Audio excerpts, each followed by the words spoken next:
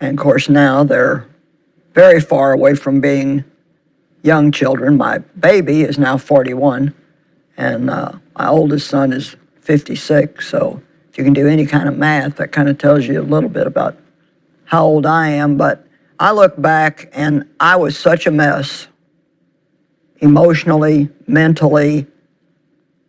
I mean, my daughter and I have talked about it, and she said, with the way you were raised and what had happened to you, she said, it is amazing what a good mother you were. Mm. And I was. I was a good mother. And I know a lot of women that are pregnant, they're afraid that they're not going to be good moms. And, I believe that God if he gives you a child, he gives you that ability to be a good mother. Now, yeah. I look back and there's things that I really wish I would have done differently. I never was much to play with my kids.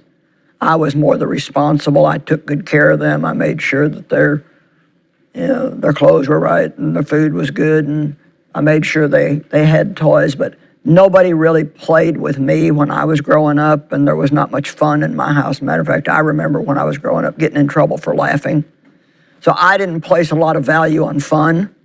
I didn't read to my children. Nobody ever read to me, and I didn't even know to do that. And I wish with all my heart I would have read to them, because a couple of them just really don't have any love for reading at all. They have a difficult time doing it. And I think you can teach your children to love to read by reading to them.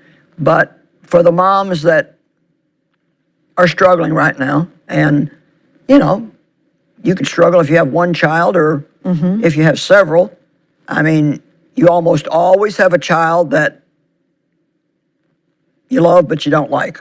And at least in some phase of their life, yeah. Yeah, it's like my oldest son was he had to be in control of everything. And that's even when he was in his playpen. It was like I felt like he was out that way. Never happy with me no matter what I did. And I didn't know what in the world was wrong. And of course now I realize he just had a strong type A personality, and we just had a lot of friction because, to be honest, we were both the same way. And so we were fighting with each other all the time.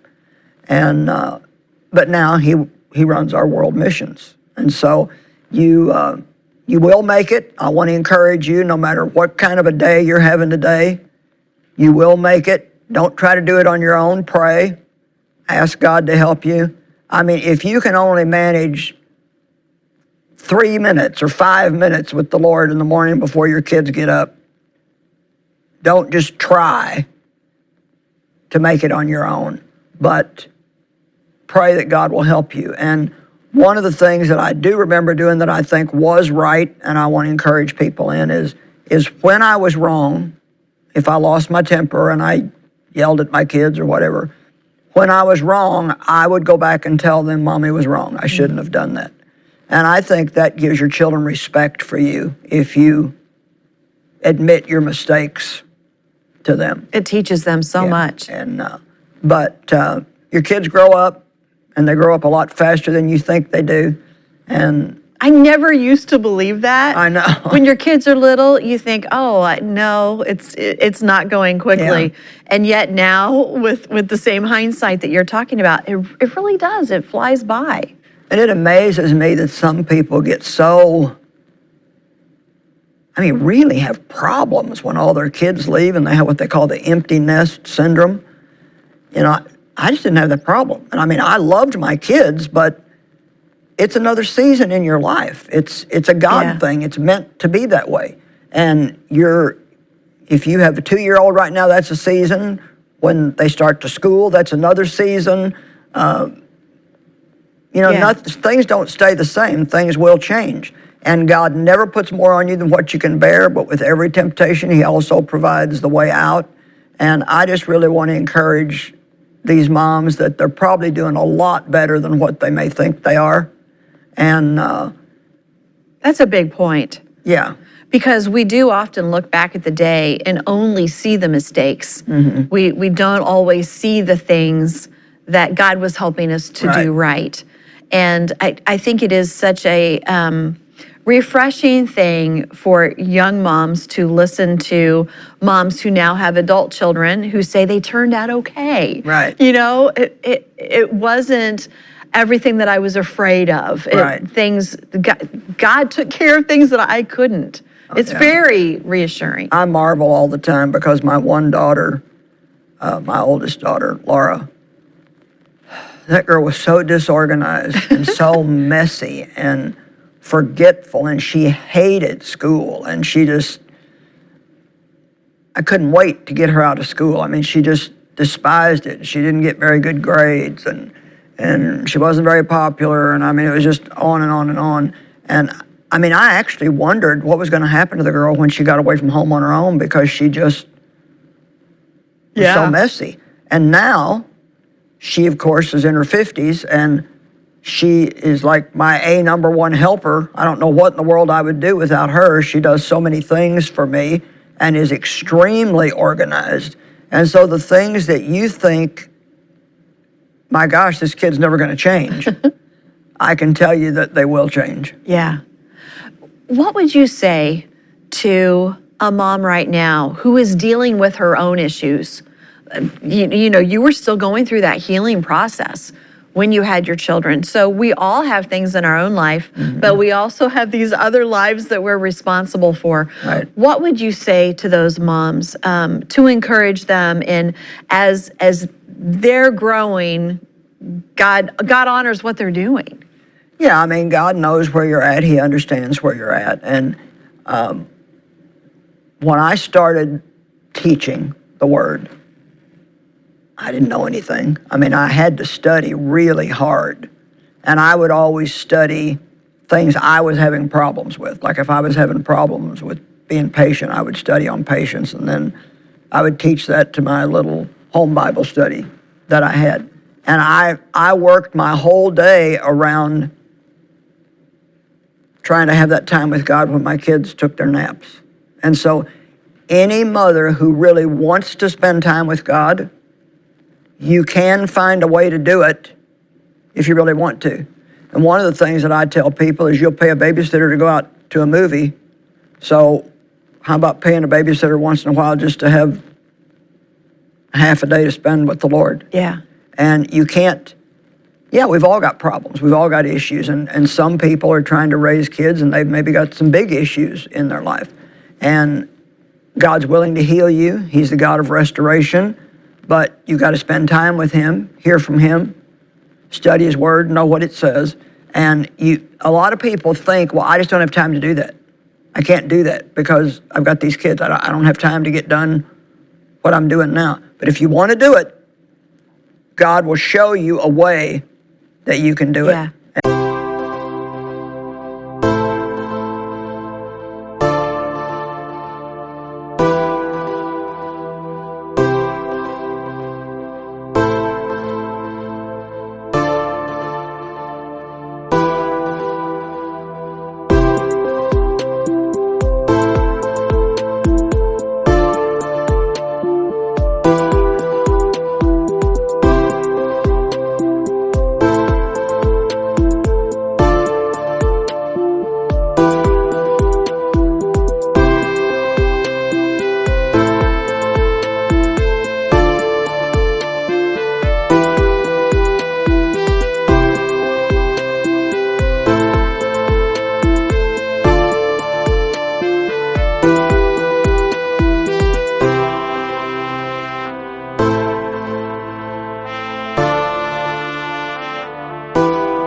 And it is important. Ginger, when I started the ministry, I had 3 teenagers and a baby.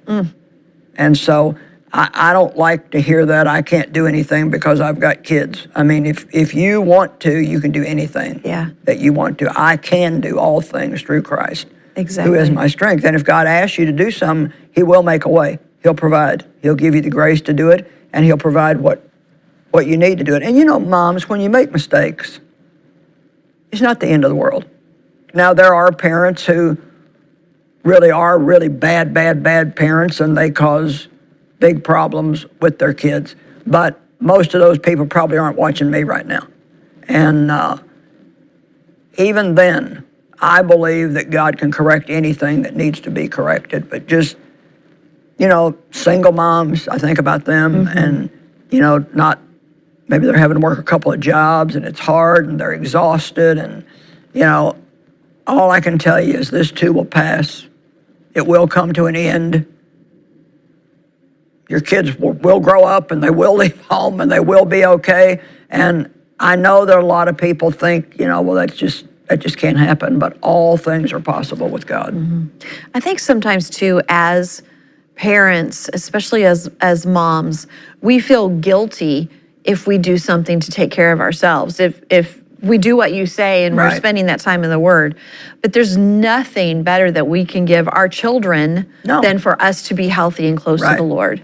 That's very important, but then to do other just practical things for yourself. If just getting a pedicure once every 2 weeks would really help you, then... And make you a better mom. Yeah, fine. Yeah. You need to do some things for yourself. If you don't ever do anything for yourself, you end up just feeling used. You end up just feeling like everybody that comes near you wants something, and that there's nothing left of you to give to them. And you're not being selfish if you do things for yourself.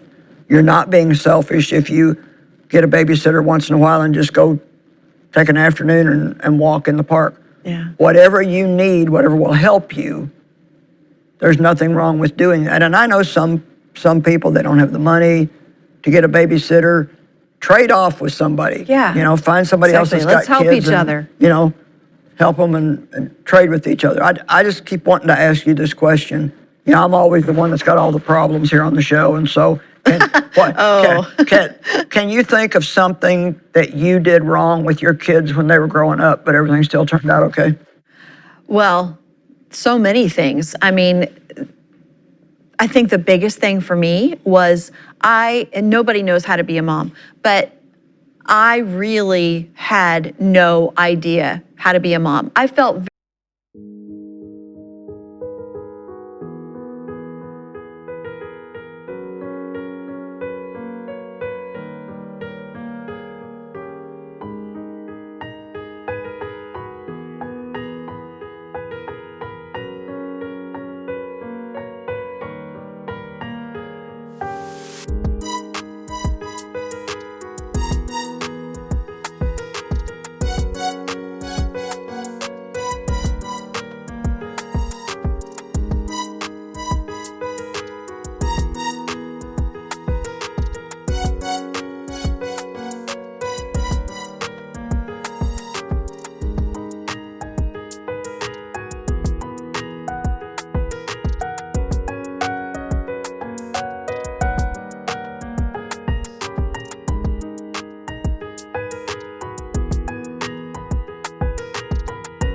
very confident in my life, in every other area. But I thought, I don't have the motherhood gene. I am not going to know how to do this. And so really, all those mistakes that I did make as I was trying to figure out work-life balance and how to be the kind of mom that I wanted to be and to lead them to the Lord and all these different things, God just took care of systematically. And you have two great girls. Oh, they're wonderful. They're the joy of my life, and their families and our families, where we have our issues. We all do. Everybody has their issues, but we're close. We love to be together, and it really is God answering diligent prayer. And I think if nothing else, what I did right was really, really pray for our kids, for their spouses to be before we knew who they were, for their children to be long before they had any, all of those things, because I knew I wasn't going to do everything perfectly. I wanted to give them into God's hands over and over. So I am very grateful that I did that. That's really a good point. Pray for your children, and you'd be surprised if you pray for them, God can overcome a lot of mistakes that you make. And once again, God is the God of restoration and the God of healing. And even if you make some mistakes, you admit it. Don't, maybe the last thing I'd like to say is, don't let the devil push you into that area of trying to be a perfect parent. If you're a perfectionist and you're trying to be a perfect parent, you're going to end up being a worse parent than if you would just lighten up a little bit and just take it one day at a time. Yeah. The only thing perfect is Jesus.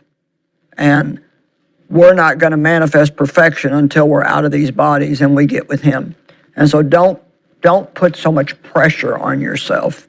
And when you do make mistakes, God is big enough to cover them. He's big enough to take care of it. Don't make a mistake and then spend another 2 weeks feeling guilty about the mistake you made, because that's just going to weaken you to make more mistakes. And all I can tell you is I've been through this over and over. I've watched my kids go through it. I have 12 grandchildren now and 2 great-grandchildren and another one on the way. And so it just all turned out fine. And you couldn't have been a bigger mess than me. And so if God could do that with me, he